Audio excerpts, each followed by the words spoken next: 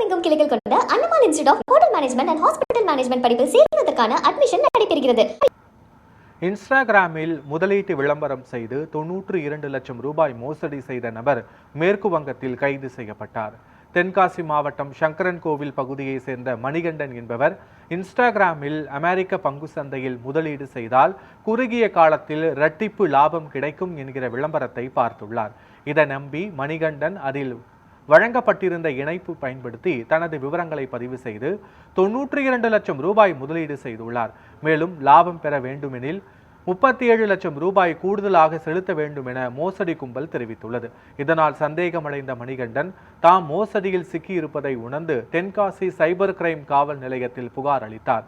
புகாரின் அடிப்படையில் விசாரணை நடத்திய சைபர் கிரைம் போலீசார் மோசடியில் ஈடுபட்ட நபர் மேற்கு வங்கத்தை சேர்ந்த தாரிக்குல் கோல்டனர் என்பவர் கைது செய்து தென்காசிக்கு அழைத்து வந்தனர். விசாரணையில் கைதான நபர் இதுபோன்ற பல்வேறு ஆன்லைன் முதலீட்டு மோசடிகளில் ஈடுபட்டிருப்பது தெரிய வந்ததாக போலீசார் தெரிவித்துள்ளனர்.